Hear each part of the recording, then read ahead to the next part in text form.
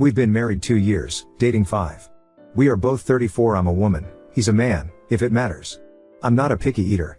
In fact, I'm quite adventurous, and every time I've traveled I've always made it a point to try dishes with unusual/uncommon ingredients to say I've tried them. There are very few foods I won't eat. One of them is mustard, the condiment. I don't like it. I just don't. The taste is very strong and overpowering, and it's an unpleasant taste. I've tried yellow, stone ground, honey, artisan, brown, spicy, you name it. I have tried them all. And I just don't like them.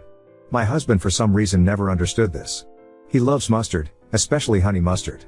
He puts it on all his sandwiches, dips his fries in it. And every time he tries to force me to try it, he'll insist I'll like it this time. I'm a grown-ass woman. I know what I don't like. And I don't like mustard. So I'll say no, and it'll devolve into a mini argument where he'll call me picky.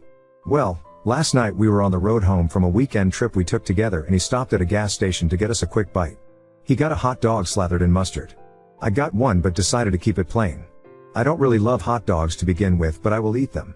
While we waited in line, he asked what I got on mine. I told him nothing. He actually got furious and grabbed it from me. He marched over to the condiment station and began putting mustard on my hot dog, telling me to grow up and stop being picky. I just walked out and sat in the car. I didn't even want the damn hot dog anymore. My appetite was gone. He came back and began screaming at me for embarrassing him even further. The word divorce was said for the first time ever. I secretly recorded his screaming because I was genuinely afraid I would die. He was driving erratically, swerving and speeding. In a hotel tonight. He ignored me all day at work, and then the calls started around when he realized I wasn't coming home. Non-stop voicemails and texts. He sent me a screenshot of a Google search for local divorce lawyers. I haven't eaten all day and I've been sobbing in this damn hotel room. I don't want to get divorced, and I wish I had just ate the fucking mustard. Someone, anyone, please give me an explanation. Am I in danger? Why would he react this way to a preference of mine? I'm completely broken right now. Commenter, there's got to be more going on here than mustard. Things just don't escalate from mini arguments to full of screaming rages and divorce lawyers. But it's pretty simple. You said no. He does not respect your no. He does not respect your right to say no. He does not respect your right to make your own choices about food. Does this lack of respect carry on into things other than your no to mustard? Yes. It will usually take him at least 3 times to acknowledge when I say no. Update 1. Regarding when I said no to sex. He respected if I said no to having sex, but he would ask for blowjobs over and over. I used to give in at first until I started dreading doing it. He tried buying all this stuff to make me like it, to make it easier or whatever. I used to like blowjobs. I don't like giving them to him. But he'll still ask over and over. I started responding with, I said no. Are you going to force me to do it? And he'd get squeamish and offended that I'd implied he would rape or assault me. If I have a support system, no. I've always been a very small circle kind of person, and I lost touch with casual college friends. My friends are his. It makes me feel like a loser, but I don't really have friends of my own. My parents are dead. My dad died when I was a teen, and my mom passed recently of heart failure. I have no siblings. I'm financially capable of living on my own, and I could pay for a divorce. I just really didn't want things to be this way. The mustard thing was always just an annoyance to me. I didn't consider it a deal breaker, but obviously it is for him. We have no kids and no equity. Our finances are separate save for one joint account we equally contribute to for bills. We were looking at buying a house. I'm safe. I'm at work and I'm staying in the hotel until further notice. He has continued to text. One message said that he loves me and doesn't want to lose me, but I've forced his hand by refusing to communicate or come home. I haven't answered. I don't know what to say. I forced myself to eat my favorite takeout late last night, but it tasted like cardboard. I stayed up late compiling a list of every time he has shown worrying behavior. I guess the mustard is the tip of the iceberg. An addendum, I suppose. I do very much love him, and he has been my best friend for years now. I really do, plan to spend my life with him. I'm not afraid of being alone, but I don't want to be lonely. I wish my mom was here. Update 2.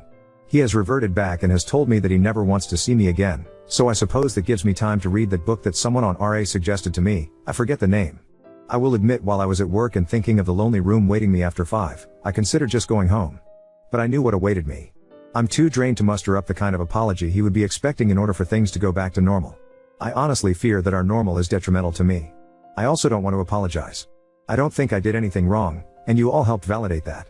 I always felt like I was the one disturbing the peace. He'd get so upset over things that were little to no effort for me to just do or go along with because I loved him. And somewhere along the way I think I lost myself. I never liked mustard. I never liked golf, or camping, or red wine. But he loves all of these and wanted me to love them too. He said he was introducing me to his hobbies so we would have shared interests as a couple. But I have realized that out of all the things I used to like, he has either refused to try or ignored my interest. Our shared interests are just his. God, how do I feel like my own person again? My world broke not 2 days ago and now I'm drunk at a hotel bar switching between Reddit and researching divorce lawyers. I still don't want a divorce. It's so permanent. I never pictured myself a divorcee.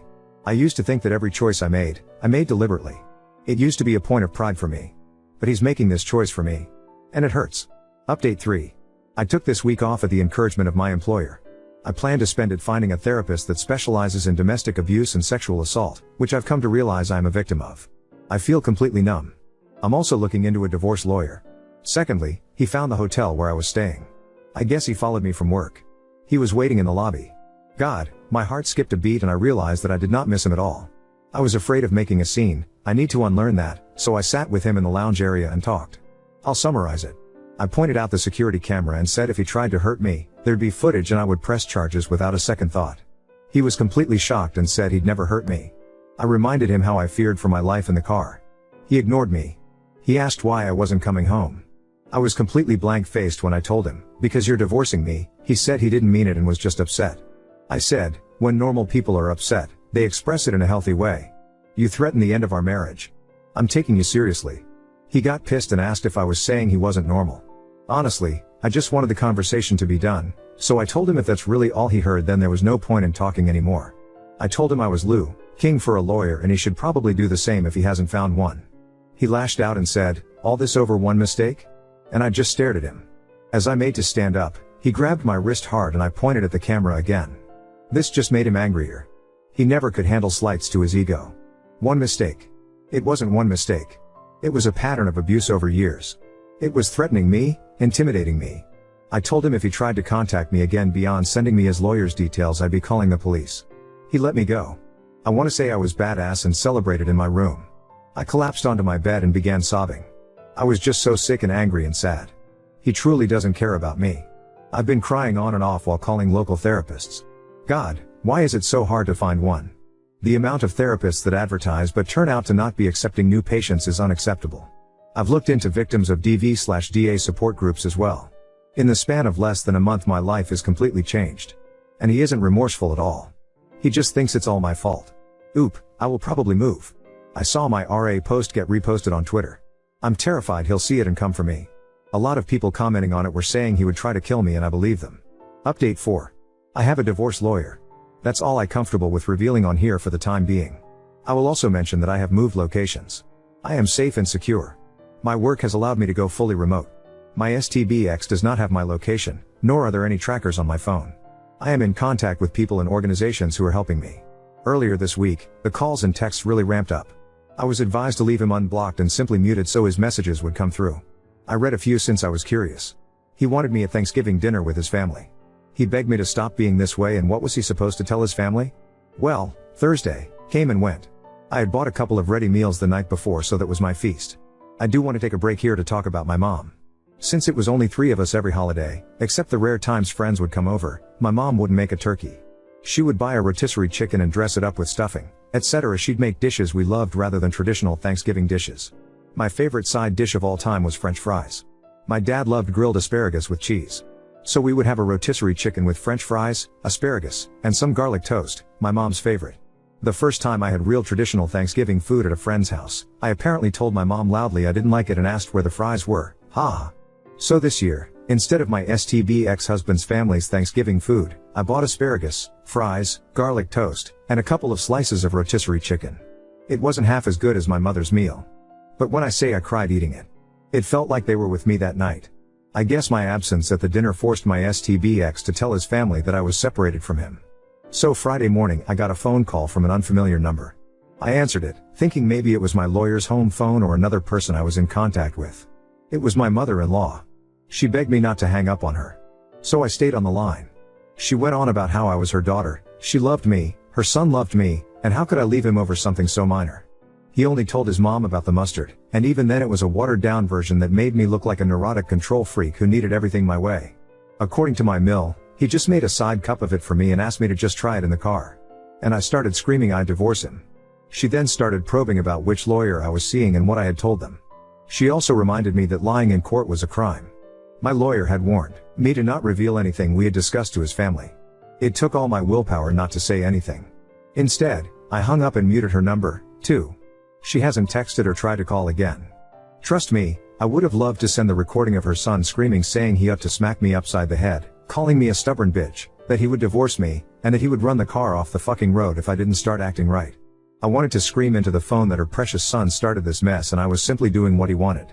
I have come to realize you don't treat someone you love like the way he has acted. Normal people don't want to have sex with someone who has already said no. Normal people don't keep pushing and obsessing over food preferences. There is something seriously wrong with that man. He texted me last night, Friday, calling me a bitch for making his mother cry. He also said he would come find me and it would take more than a locked door to keep him from getting me and taking me home. I forwarded those to the right people. Update 5. I moved. I will not say where, but I have found a new home. My job let me stay on as permanently remote. I can't go into details about my divorce or other current legal proceedings, but I can say I was granted a protective order due to something that happened back in December. Due to the nature of what happened, I was hospitalized for a time. That was what I guess made me realize I wanted to get the fuck out. I traded my car, had my phone checked for tracking apps/devices, and changed my number. He cannot contact me or have anyone contact me on his behalf. I am now several hours and state lines away from him and his wretched family. I moved with only 2 suitcases and a duffel of my stuff. I cannot wait to furnish and decorate my new home the way I always wanted it. I'm in therapy and I have a survivor support group I see weekly. I will be okay. I feel like I can finally breathe. Update 6. Hello. It's been a while. I'd sort of forgotten about this account until I saw screenshots of my posts uploaded to Instagram.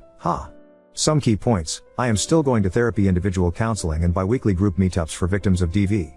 I am absolutely not dating. I saw some comments that said they hoped I found a fairy tale man. That's the last thing I want or need. I strive for independence and self-love before I consider finding a new partner. It'll probably be years before I'm ready, and that's okay. I have discovered a love of cooking and trying new cuisines. I didn't realize how boring my ex's taste was until I escaped him.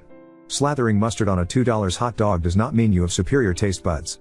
Sorry, I had to get a jab in somehow. Nothing new or dramatic has happened, and that is the way I like it. What matters is, I'm alive, and I'm happy. I didn't realize how little I'd made myself until I was given the space to be. That's all I'm willing to give for my update for now. Peace and love. There's nothing wrong with being a picky eater, but I'm actually not. I'm finding I love a huge variety of flavors and ingredients. My STBX was actually a very, very picky eater, I'm coming to realize. Maybe some projection on his part. Update 7. It seems that I just can't escape my story, haha. I was getting ready for the day when my TikTok feed showed a podcast reading and reacting to my story. I'm here to reassure all of you that I'm okay, alive, safe, free. And with that stress and anxiety, mostly, cleared up, I feel like I can finally put to words my emotions. I was very small and skittish during the abuse and for some time after leaving. I'm not sure how else to put it, but I felt like I had to be small. I was constantly regulating and accommodating. It was horrible, in retrospect, but no one prepared me for the emotional turmoil that ensues once you're safe and away. I felt rage like nothing else. I would spend hours screaming and crying into my pillow, hating him, wondering how dare he treat me like that? As therapy and my support group has worked to rebuild my self-esteem, I've become more and more outraged on my own behalf. I read why does he do that? And while it helps provide context to why he abused me, it still doesn't make me feel less angry, I guess. I'm angry for myself as a human being. He treated others with respect but thought I deserved all that he did to me. And that makes me angry. Of course, there was relief, sadness, all of that. I think I slept for days straight after I left. I was in a daze. My therapist reassured me that all of this is normal. I don't want this update to be negative, not in the slightest. So some good news as well. My therapist recommended yoga and Pilates, and it has been great for me. The release of a deep stretch, being in shape, feeling strong at all has helped me massively. I feel healthy, and yes, I cry when I do hip opening stretches, haha. Also, I made friends. Real friends. I joined a local women's club, part of my neighborhood, and we do various activities bi-monthly. This next week, we'll be doing a little embroidery project. Everyone brings snacks and we just enjoy each other's company. He did not do jail time. He went to mandated counseling and that was considered legally acceptable, equivalent to jail in our state. Now on to second story.